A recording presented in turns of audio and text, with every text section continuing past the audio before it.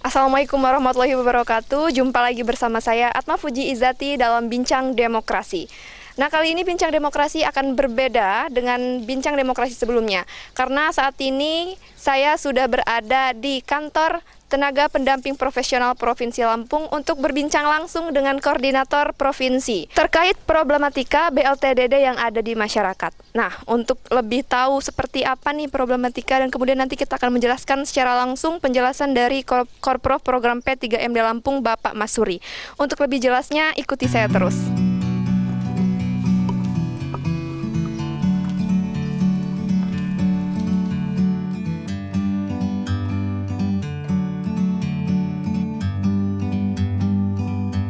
Like a bird on a tree,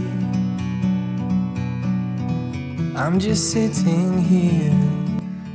Profil narasumber Bincang Demokrasi kita kali ini adalah Bapak Masuri, sarjana politik, pria kelahiran Lampung pada tanggal 3 November 1972 ini sekarang menjabat sebagai Koordinator Provinsi Program P3MD Lampung. Selain itu juga beliau menjabat Wakil Sekretaris PWNU Provinsi sampai sekarang. Di jajaran kerjanya, ia sangat dihormati berkat keramahan dan kelembutannya, berkomunikasi dengan bawahannya layaknya sahabat, serta etos kerja yang profesional. Ia pun menjadi contoh serta panutan dimanapun ia beraktivitas.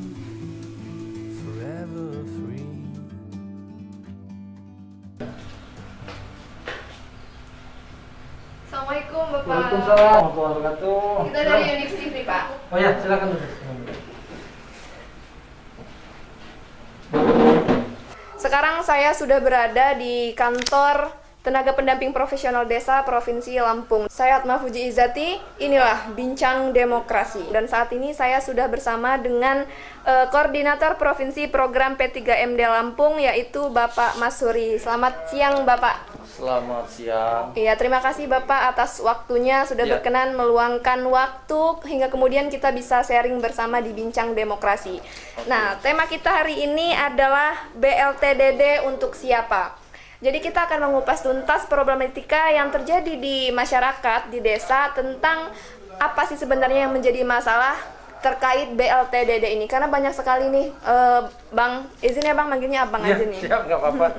Karena banyak sekali nih masyarakat yang terjadi gesekan-gesekan akibat dari penyaluran bantuan yang tidak merata. Nah, mungkin untuk prolog awal nih Bang, bisa dijelasin nggak tugas tupoksi dari Koordinator Provinsi P3MD Lampung? Terima kasih. Assalamualaikum warahmatullahi wabarakatuh. Waalaikumsalam. Selamat siang pemirsa televisi Unik TV ya, Iya. dimanapun berada. Kesempatan ini izinkanlah saya, Koordinator Program P3MD Provinsi Lampung, menyampaikan beberapa hal terkait dengan penyaluran BLT dana desa di Provinsi Lampung. Pertama, saya sampaikan bahwa tupoksi dari saya sendiri selaku Koordinator Provinsi hanya ingin memastikan bahwa pelaksanaan tahapan program di bawah berjalan dengan baik. Selebihnya pengendalian itu ada di teman-teman di TA, PD, dan PLD. Nah, terkait dengan BLT dana desa ini memang agak unik ya. Kenapa unik? Di pengelolaan dana desa setiap tahun kita mengeluarkan namanya Peraturan Menteri Desa. Peraturan Menteri Desa terakhir adalah Permendes nomor 11 tahun 2019, yaitu mengatur tentang penggunaan dana desa tahun 2020. Nah, di Permendes tersebut memang tidak tersebut penggunaan dana desa ini untuk BLT dana desa.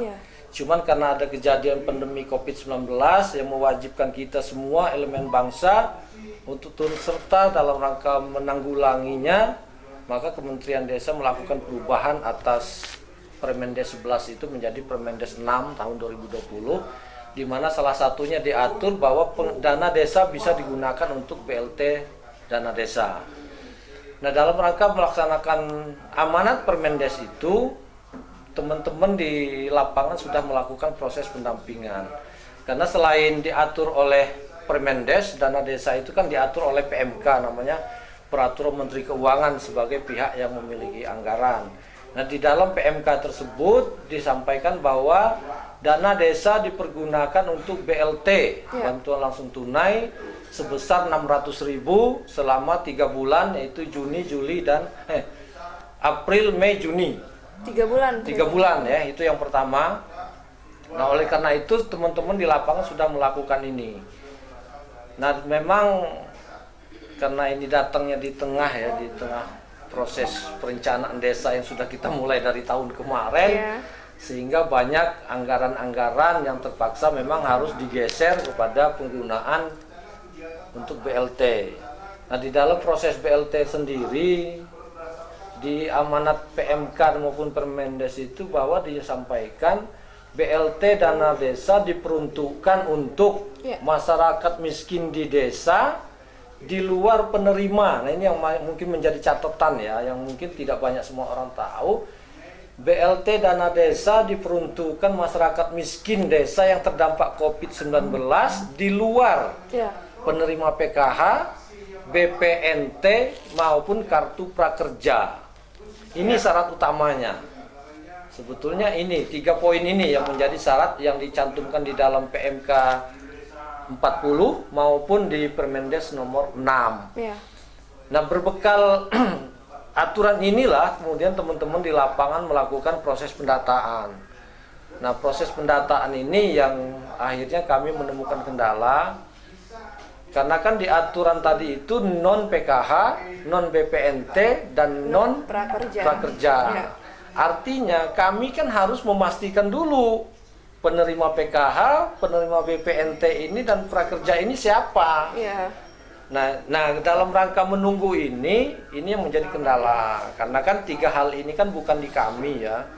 Leading sektor 3 tadi itu ada di Dinas Sosial. Nah, Dinas Sosial mohon maaf memang secara faktual harus diakui bahwa proses pendataan penerima 3 elemen tadi ini memang di lapangan agak berantakan. Kalaupun kita tidak bisa omongkan ya carut marut lah ya, berantakan. Ini harus kita akui semua lah, kita nggak boleh juga menutup diri terhadap hal itu. Nah, berangkat dari kecarut marutan itu sehingga kami atas perintah Menteri Desa melalui surat edaran nomor 11 tahun 2020 itu bahwa masyarakat desa diwajibkan membentuk namanya gugus tugas COVID-19. Ya. Nah, salah satu tugas gugus tugas itu adalah melakukan pendataan calon penerima BLT. Ya. Nah, karena kami ingin bahwa penerima BLT ini betul-betul tepat sasaran, diamanatkan kepada relawan COVID-19 ini untuk melakukan pendataan itu, di mana di situ disebutkan dilakukan oleh RT dan didampingi oleh 2 orang. Nah, silakan 2 orang siapa yang mendampingi ini ditunjuk oleh desa. Nah, harapan kami dengan pendataan yang dilakukan 3 orang ini akan lebih memberikan jaminan bahwa data yang kami himpun dari masing-masing RT, karena data kita berbasis RT, itu akan lebih tepat sasaran. Nah, setelah dilakukan pendataan, di kita itu ada namanya Musdesus, Musyawarah Desa Khusus. Ya. Nah, Musdesus inilah ada saringan kedua, karena saringan pertama kan dari pendataan ya. Pendataan kita dilakukan oleh 3 orang, harapannya dengan 3 orang ini ya mereka tahu persis warganya. Mungkin di situ juga masih ada biasnya, kita sampaikan di Musdesus. Musyawarah Desa Khusus ini adalah saringan kedua. Ya. Nah, di dalam Musdesus itu nanti si panitia pendata itu menyampaikan. Oke Bang, untuk pertanyaan selanjutnya, mekanisme dan teknis dari penyaluran BLT di desa sendiri ini seperti apa Bang? Oke, terima kasih pertanyaannya.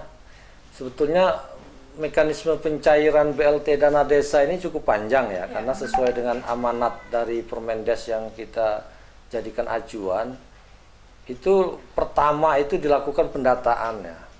Pendataan calon penerima sebagaimana persyaratan yang saya sampaikan di muka tadi, bahwa penerima BLT dana desa ini non penerima PKH, non penerima BPNT, dan non penerima kartu prakerja.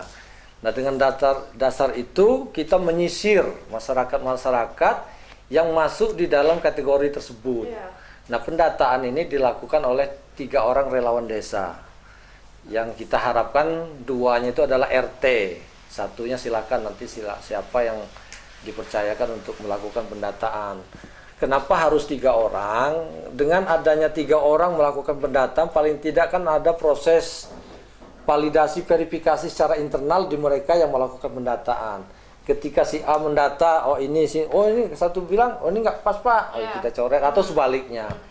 Nah setelah dilakukan pendataan oleh tim, ini dibawa di dalam forum Musdes, ya. Musdesus namanya, musyawarah desa khusus, yang dilaksanakan untuk membahas hasil pendataan teman-teman dari relawan. Iya. Nah kalau pendataan itu adalah saringan pertama, maka Musdesus ini adalah saringan kedua. Nah teman-teman relawan yang sudah melakukan pendataan menyampaikan hasil pendataan mereka di dalam forum Musdesus itu, dan itu ada proses tanya jawab, bisa diskusi. Artinya kan umpama kami sudah melakukan pendataan di desa A, mendapatkan calon penerima BLT dana desa itu 150 orang dengan daftar nama ini dibacakan. Nah, pasti kan ada yang kenal, oh kalau si A itu nggak layak, apa alasannya? Kalau memang forum sepakat, kita coret. Setelah di Musdesus disampaikan, dibahas, kemudian ditetapkan melalui peraturan kepala desa. Nah berita acara ini itu masih disaring lagi, kita sampaikan ke kabupaten. Kenapa disampaikan di kabupaten? Tujuannya adalah untuk menghindari tadi masyarakat menganggap ini sudah clear, tapi begitu kita sampaikan di kabupaten, ternyata kabupaten punya data lain, ya monggo dikoreksi lagi. Nah setelah dikoreksi lagi baru ditetapkan oleh bupati atau siapa yang diwenangkan, diwakilkan, dilimpahkan kewenangannya, ditetapkan. Nah barang ini yang sudah ditetapkan bupati inilah yang menjadi bahan kita untuk apakah itu ke bank, kita bukakan rekening. Karena kan memang kita harapkan kemarin kan pencairan dilakukan secara non tunai lewat rekening. Nah ini data ini kita bawa ke bank, apakah itu BRI ataukah itu BNI. Yeah. Nah daftar nama ini kemudian dibikinkan buku rekening sama si bank, gitu loh. Setelah buku rekening jadi, di print, ya dikasih ATM, ya cair deh. Nah pencairannya pun ini dilakukan secara transparan. Pihak bank selaku punya uang memberikan ATM dan buku rekening secara simbolis ke desa atau dikumpulkan di kecamatan, itu mekanismenya ini ya tidak mesti begitu ya, tergantung kebijakan di kecamatan. Karena ada yang di launching di kecamatan dengan perwakilan desa, ada yang memang per desa itu hanya soal teknis saja, tapi mekanismenya ketika rekening sudah jadi, ATM sudah jadi, diserahkan secara simbolis ke penerima, nanti dia melakukan tarik tunai di ATM ataupun diberi link kalau dia BRI, atau di Laku Pandai kalau ya dia BNI. Nah itu prosesnya. Jadi dengan proses yang panjang itu sih kami berharap ya ini sudah ya relatif baik, ya tepat sasaran. Namun demikian karena yang kerja ini juga manusia, ya mungkin ada saja data-data kita yang masih tercecer. Ya monggo silakan masyarakat melakukan kontrol, masyarakat melakukan pelaporan, karena kita juga sudah menyiapkan nomor pengaduan ya, sudah kita share di medsos segala macam. Ya itu akan kita tindak lanjuti. Nah itu mekanisme yang ada di kita. Jadi untuk kriteria penerima BLT-DD ini masyarakat miskin, kemudian non PKH, non PPMT, dan non kartu prakerja. Hanya itu ya Bang ya? Nah ada tambahan sebetulnya, karena gini, kalau di desa itu kalau hanya pakai acuan itu kadang-kadang penerimanya sangat minim sekali. Permendes juga mengamanatkan itu ada 2 lagi, rumah tangga yang memiliki orang tua yang memiliki penyakit menahun atau kronis. Yang kedua, karena ini dampak COVID, adalah masyarakat yang kehilangan pekerjaan. Nah ada tambahan 2 ini. Nah, sehingga ya harapan kita dengan ada penambahan kriteria 2 ini juga semakin banyak masyarakat yang bisa disasar melalui BLT dana desa. Oke Bang. Nah kemudian Bang, di desa ini banyak sekali nih Bang penyaluran bantuan atau BLT dana desa ini yang tidak merata, yang menyebabkan akhirnya terjadi kegaduhan. Iya.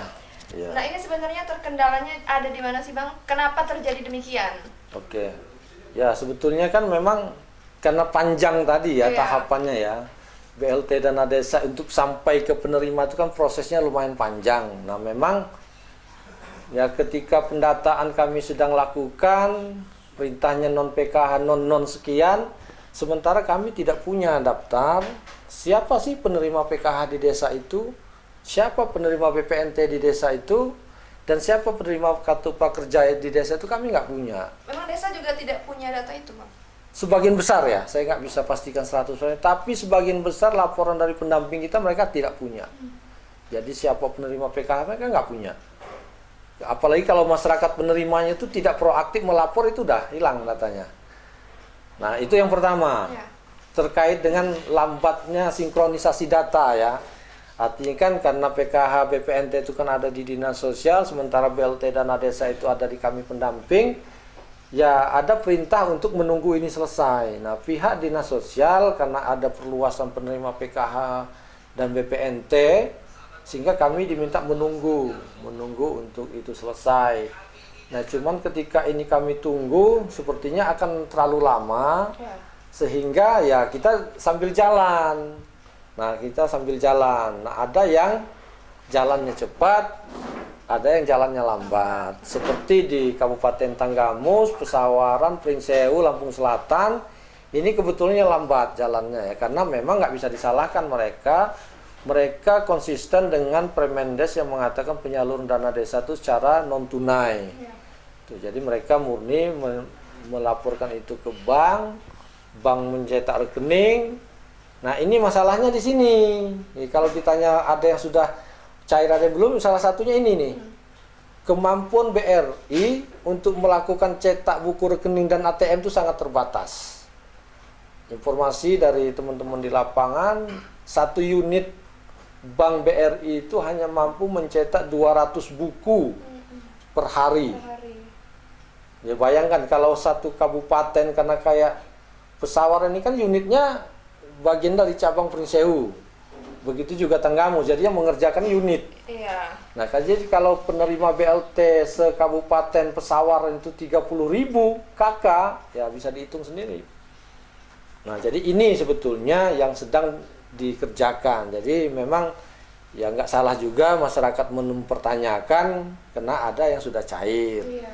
Tapi kami juga menyampaikan klarifikasi, belum tentu juga desanya salah karena ini proses sedang berjalan. Yang paling pokok bisa kami jaminkan bahwa ketika dia sudah masuk daftar penerima BLT dana desa, pasti akan nerima. Itu yang kami pastikan. Artinya walaupun nanti cairnya di bulan Juni akhir, dia tetap dihitung dari April. Kalau itu masih pencairan tahap 1. Nah ini faktor-faktor yang menyebabkan lambat atau terkesan ada yang sudah cair, ada yang belum. Gitu. Oke Bang, dari kriteria penerima BLT yang sudah Abang jelaskan tadi, nah seandainya nih Bang, di lapangan ini terjadi ketidaktepatan penerima bantuan. Nah ini gimana Bang, peran dari Korprov ya, Korprov pendamping desa untuk menindak hal ini? Ya kalau sebetulnya kalau di mekanismenya itu ya kita sifatnya menunggu laporan ya. Kalau memang laporan itu masuk ke kita, tentu kita lakukan verifikasi dan validasi ya. Kita akan umpan balikkan ke kabupaten, ke desa.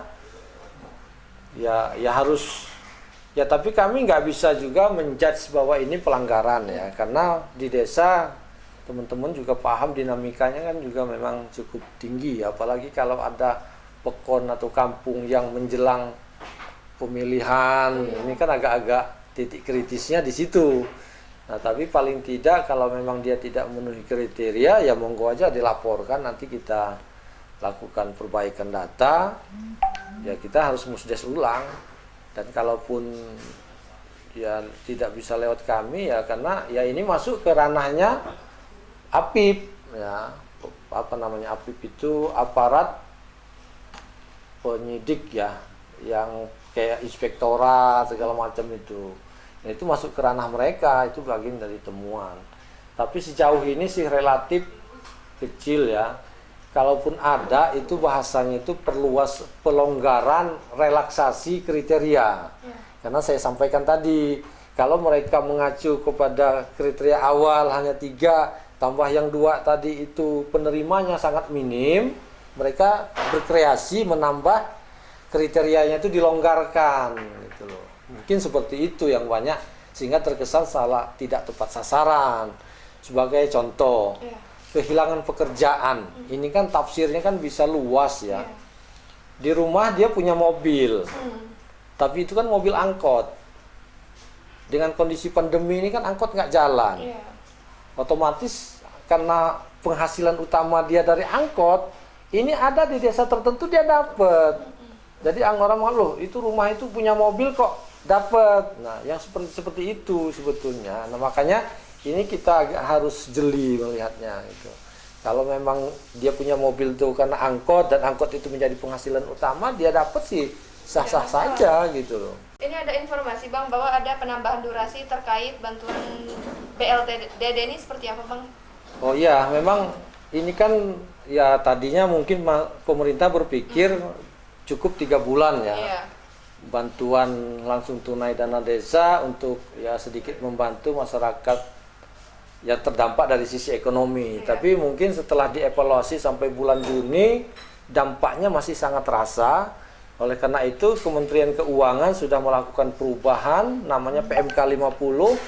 Di sana disampaikan bahwa BLT dana desa diperpanjang sampai September. Artinya kan ada 3 bulan tahap 1, ada 3 bulan tahap 2.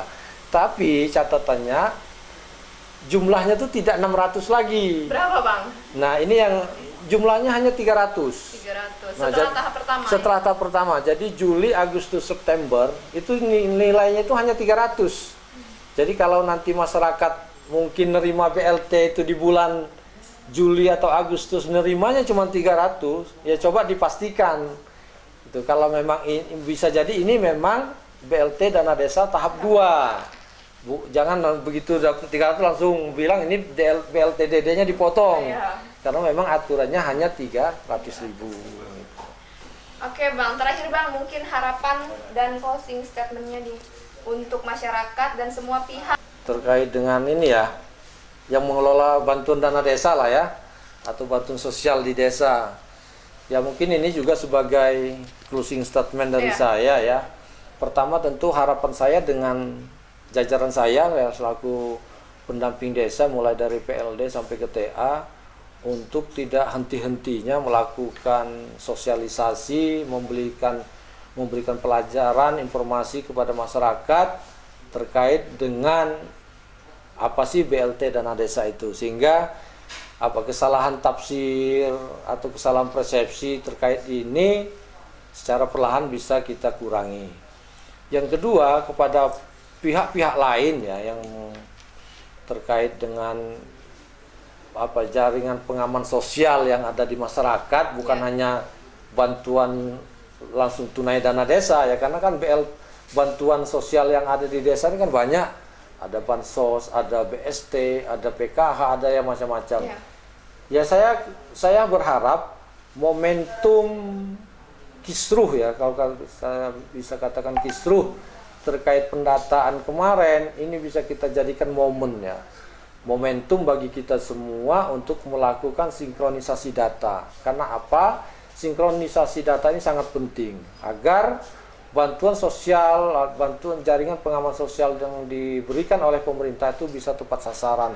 Kalau ini sudah kita lakukan secara baik dan benar, mudah-mudahan tingkat masyarakat miskin kita secara perlahan dan real itu berkurang. Jadi bukan hanya sekedar di atas kertas gitu loh. Ini kan kita bicara tingkat kemiskinan kita turun atau naik, itu hanya ada di atas kertas. Begitu kita lakukan pendataan, data kita semua tumpang tindih sehingga kabur maknanya. Nah, oleh karena itu momentum ini harus kita jadikan sebagai pelajaran bersama untuk melakukan penataan ulang proses sinkronisasi data di lapangan. Dan ini juga sudah kami sampaikan di jalur kami ya, Kementerian Desa yang sudah dilakukan oleh Kementerian Desa untuk perbaikan pendataan ke depan. Untuk yang selanjutnya mungkin ya kami berharap pada teman-teman di Dinas Sosial untuk bisa bekerja sama lah ya terkait data, karena jujur kami merasa kok agak ya kurang transparan lah ya teman-teman di Dinas Sosial terkait dengan akses data terhadap DTKS yang mereka punya. Nah, harapan kita dengan kejadian ini, toh niat kita kan sama sih, untuk meringankan beban ekonomi yang dialami oleh masyarakat sebagai dampak dari COVID-19. Mungkin itu harapan saya. Terima kasih. Oke, semoga apa yang menjadi harapan dari Bang Masuri, Koordinator Provinsi Program P3MD Lampung bisa terwujud. Amin. Dan semoga tetap diberikan kesehatan, Amin, kekuatan, dan nafas yang panjang untuk Amin. menyelesaikan tugas dan tanggung jawab di P3MD Lampung ini ya Bang ya. Bakti untuk desa. Terima kasih, sama-sama. Terima kasih ya Bang ya atas Ya, waktunya sama. Ya. sudah meluangkan waktu untuk kemudian bisa berbincang di Bincang Demokrasi. Siap. Semoga ke depan bisa punya waktu untuk berbincang. Ya, Bang. siap kita. Kalau untuk desa kita lowongkan waktu banyak. Saya Atma Fuji Izati beserta tim kru yang bertugas pamit undur diri. Wassalamualaikum warahmatullahi wabarakatuh. Waalaikumsalam warahmatullahi wabarakatuh. Makasih ya Bang. Ya, sama-sama ya.